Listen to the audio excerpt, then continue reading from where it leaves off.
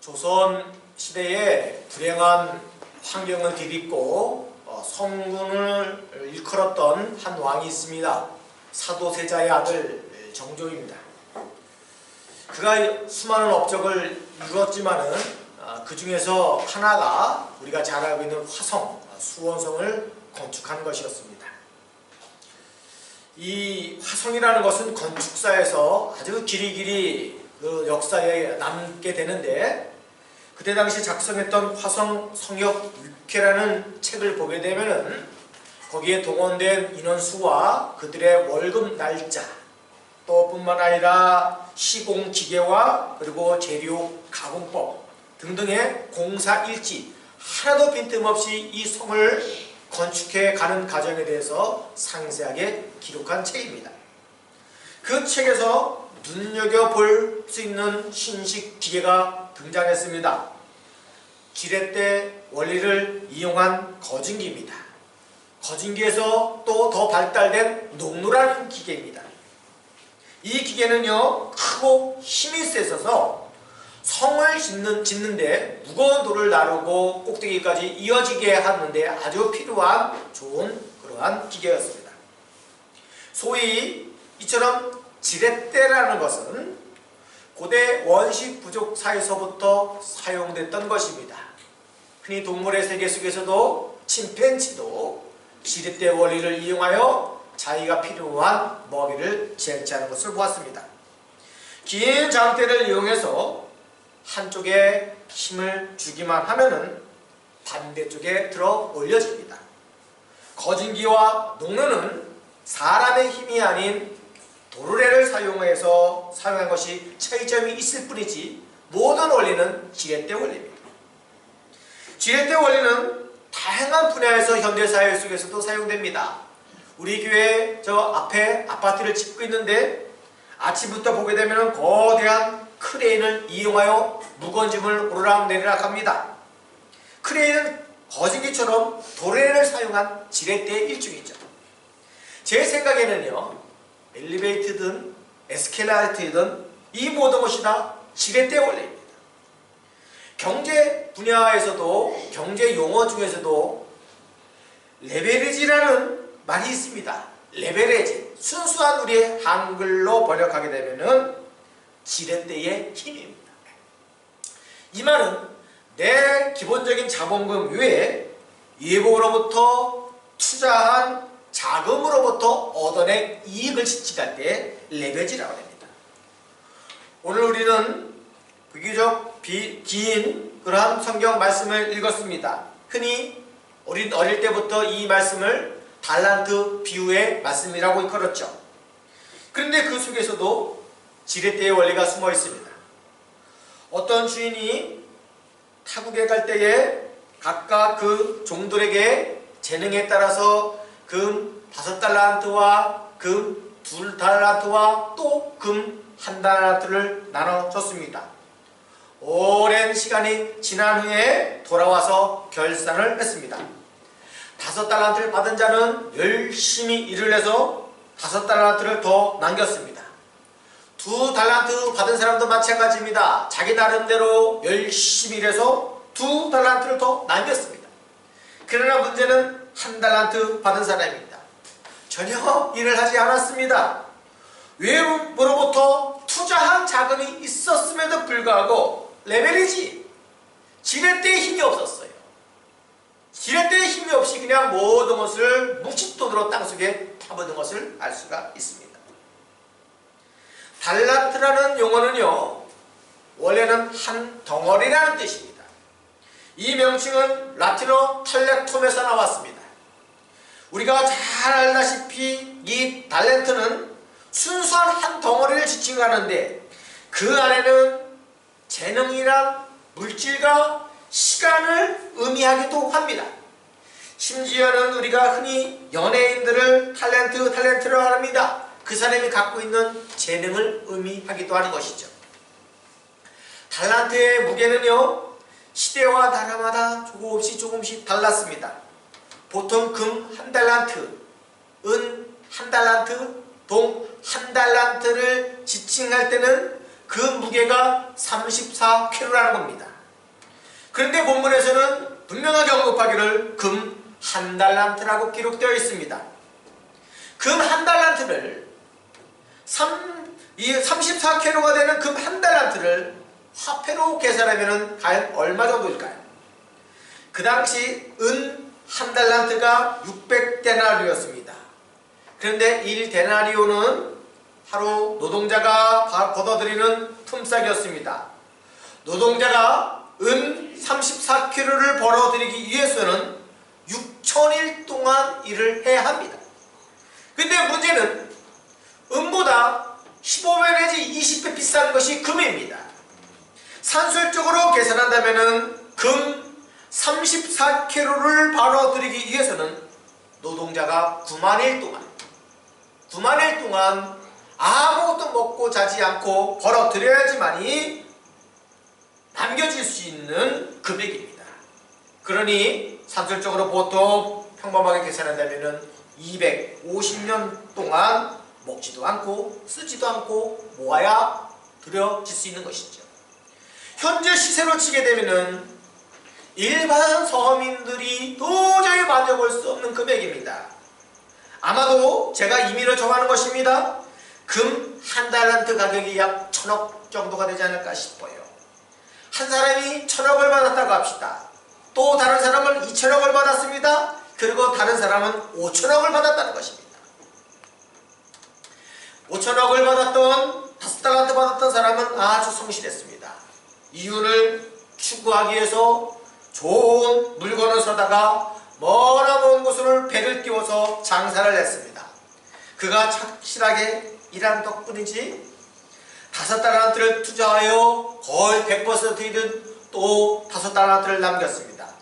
일종의 5,000억을 투자해 거의 한 배를 걷어들인 것이지요. 대단한 수학이에요. 2달란트 받은 자도 마찬가지입니다. 그도 곧바로 가서 장사를 했다 했습니다.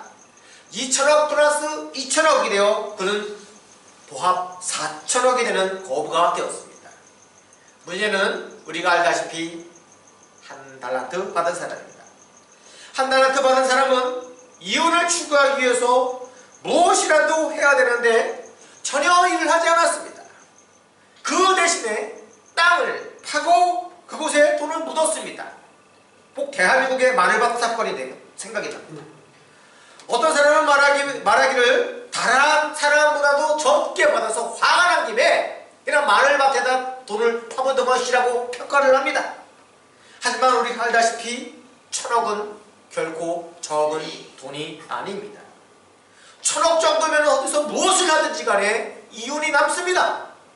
누가 저에게 한번 1,000억을 줘보십시오.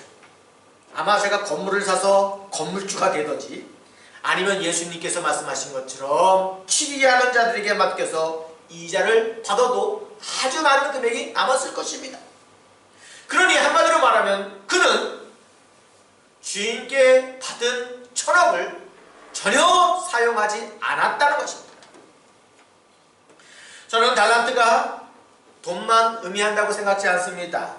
하나님은 각자에게 재능이나 능력 그리고 누구든지 자유롭게 사용할 수 있는 수많은 시간을 허락해 주셨습니다. 모든 것들이 레벨이지 진행대로 이용하면 얼마든지 새로운 금액을 창출해낼 수 있습니다. 그 지렛대를 지금 내 손에 쥐어줬습니다. 나가서 그 지렛대를 이용하여 물건을 들어 올려야 합니다. 큰일 작은일 상관없이 내게 맞는 일을 찾아서 이윤을 추구해야 합니다. 어떤 경우에는 내 힘에 붙이는 경우도 있습니다.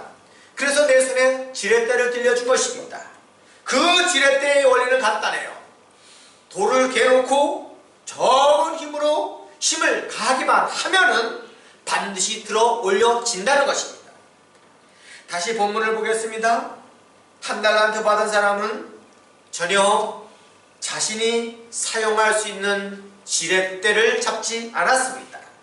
하지만 2달란트 받은 사람과 5달란트 받은 사람은 달랐습니다. 본문을 보게 되면은 두 사람은요 바로 갔다 하랬습니다. 바로 갔다라는 것은 즉각적으로 움직였다는 것입니다. 일을 해야 하나 말아야 하나 미적미적거리며 망설이지 않았다는 것입니다. 두 사람에게는 공통점이 있습니다. 두 사람에게 대한 예수님의 평가입니다. 21절 말씀을 한번 보도록 하겠습니다. 어떤 평가를 하셨는지 우리 한번 앞에 있는 자막에 있는 글씨를 큰 소리로 한번 읽어보도록 하겠습니다. 시작. 그 주인이 이르되 잘해 착하고 충성된 종아, 네가 적은 일에 충성하였으며 내가 많은 것을 내게 맡기리니 주인의 즐거움에 참여할지어다. 21절은 5달란트를 받은 사람에게 하신 칭찬의 말씀입니다. 그런데 23절 말씀을 보게 되면은 2달란트 받은 자에게도 토시 하나 틀리지 않고 똑같이 칭찬하셨어요. 5달란트를 받은 자나 2달란트 받은 자나 착하고 충성된 자, 네가 적은 일에 충성하였으며 네 주인의 즐거움에 참여할지어다. 정말로 아름답게 두 사람에 대해서 똑같하게 칭찬을 했습니다. 이 칭찬을 보게 되면은 두 사람에게는 흥겨움이 있어요. 즐거움이 있어요. 기쁨이 있습니다.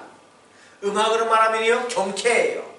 쾌활한 박자 감각이 있어요. 무엇인가 좀 꿈틀거려요. 생동감이 있습니다. 미술로 말하면요 작은 것 하나라도 섬세하게 표현하려고 노력한 흔적이 보인다는 것이죠. 애썼어요.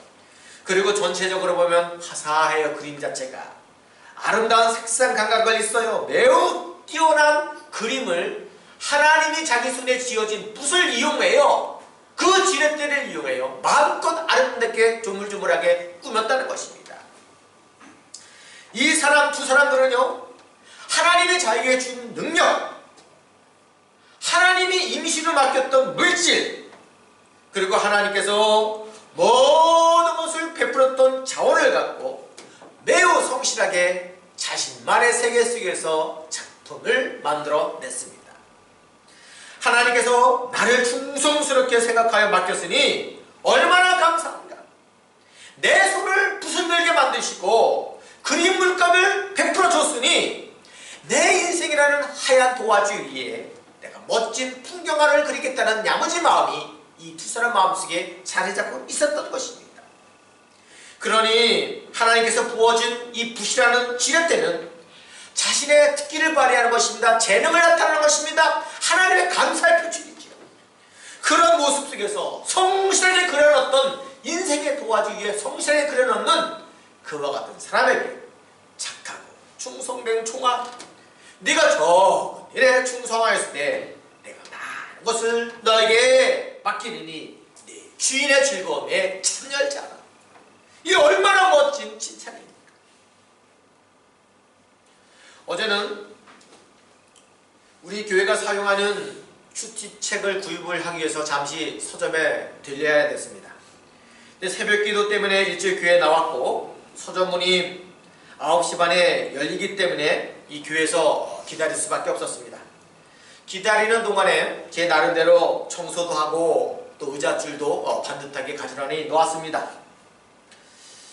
청소를 해서 그런지 모르지만 이 쾌적한 공간을 만들 때 제 나름대로 마음이 기뻤습니다. 아마 우리 이곳에서 예배드리는 성도들의 마음도 참 기뻤을 것이라고 생각됩니다. 뿐만 아니라 제가 큐티책을 구입을 하면서 참 기뻤어요. 발걸음이.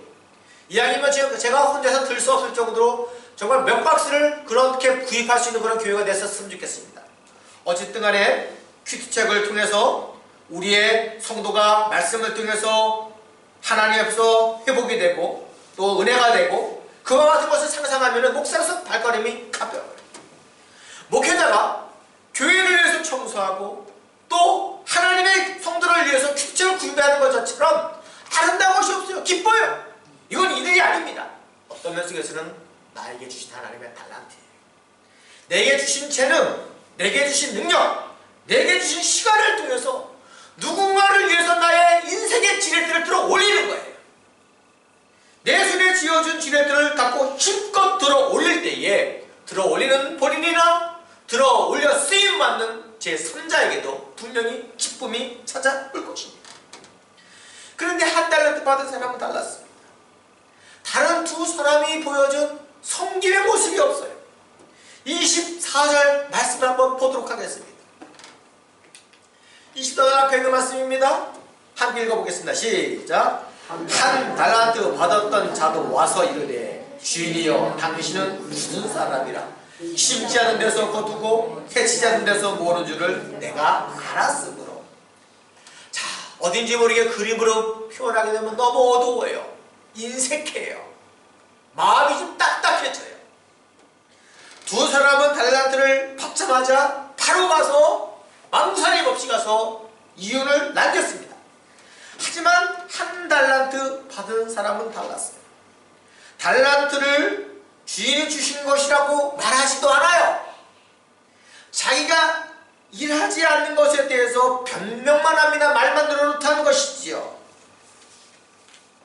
한 달란트 받은 사람은 자신의 저지른 큰 실수는 바로 주인에 대해서 한없이 오해를 했다는 것입니다.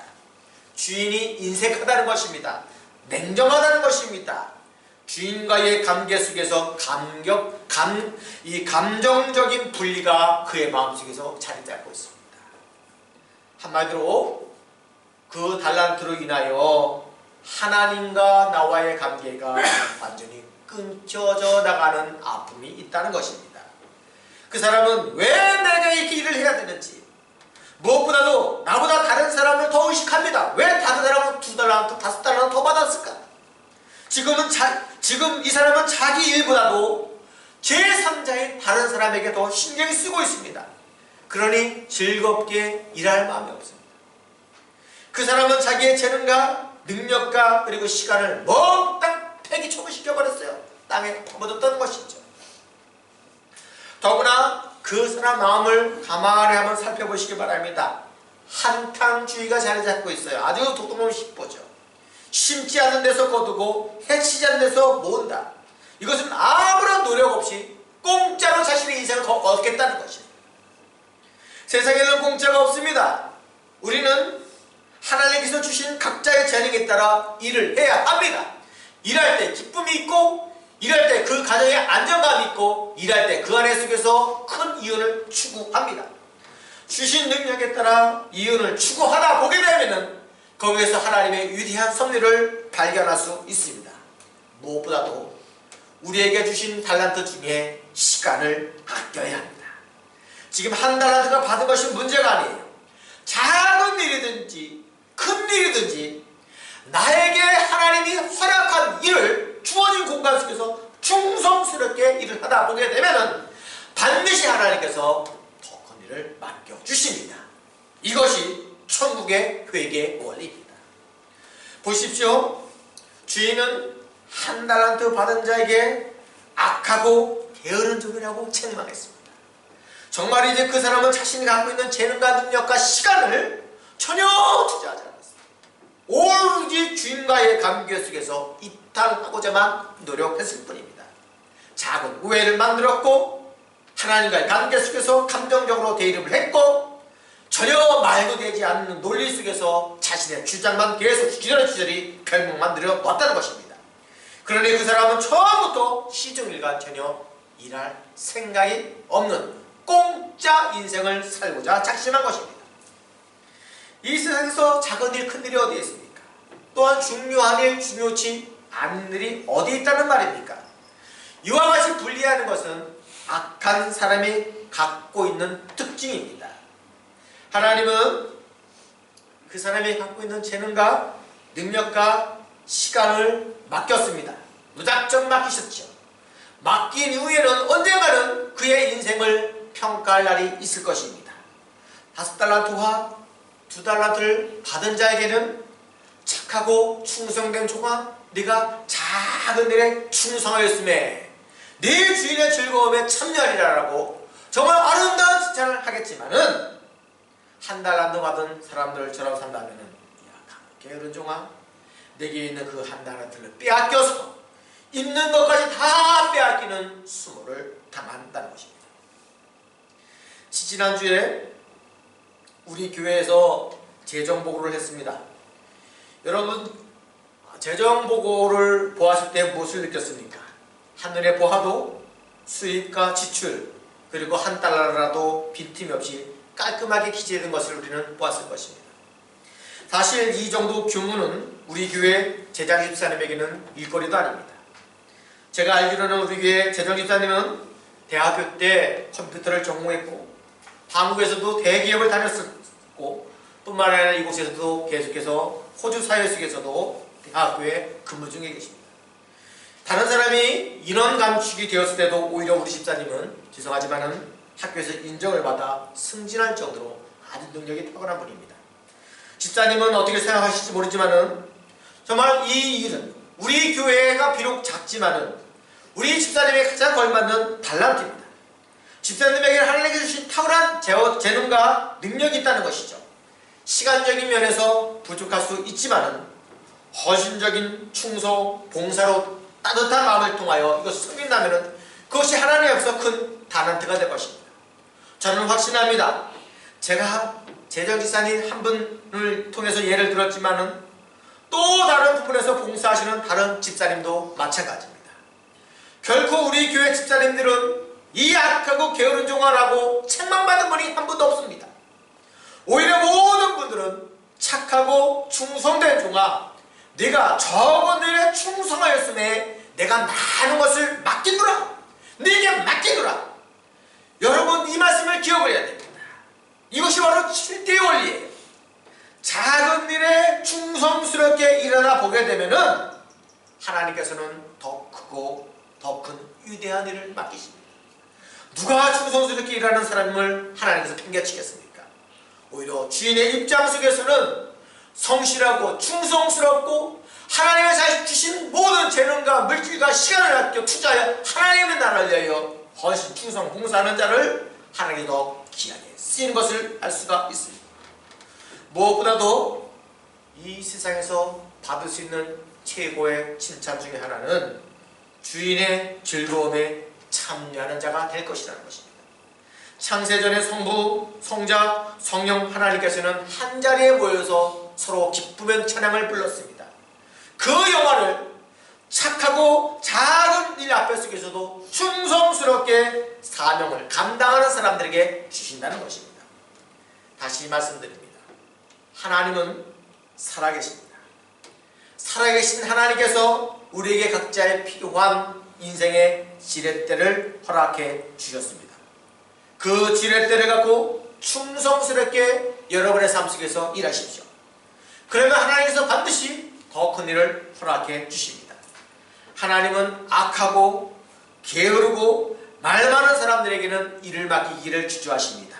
오히려 있는 것까지도 빼앗긴다는 것이 오늘 본문 말씀에 기록됐습니다. 하나님께서 주신 달란트를 갖고 온 마음을 헌신하는 사람을 귀하게 보십니다. 두 사람의 가장 큰 차이점은 무엇입니까? 한쪽 사람은 하나님께서 주신 달란트를 갖고 즐겁게 일했습니다. 부족한 자신을 충성스럽게 여겨서 하나님께서 일을 맡기신 것에 대하여 감사하는 마음이 있었습니다. 내게 일을 맡기다니 두근거림과 설레임이 있었죠. 그러나 악하고 게으른 사람은 전혀 달랐습니다. 인색했습니다. 부정함이 있었습니다. 하나님과의 관계 속에서 오히려 끊고자만 원했습니다. 그러니 그 안에서 합당한 열매를 기대할 수 없었습니다. 한 달란트 받은 사람의 인색함이 왜 악하고 게으르고 무익한 종으로 치달았는지 잘 알지 못하지만 틀림없는 사실은 하나님은 이와 같은 사람을 싫어하신다는 것입니다. 그만큼 부정적인 우리에게 건강을 주셨고 우리에게 재능을 주셨고 우리에게 시간을 주셨다면은 교회든 가정이든 직장이든 어느 곳이든 간에 나에게 붙잡아준 이 지렛대를 이용하여 들어 올려야 됩니다. 사용되어야 되죠. 그렇게 될 때에 하나님의 나라 속에서 우리는 큰 칭찬을 들을 것입니다.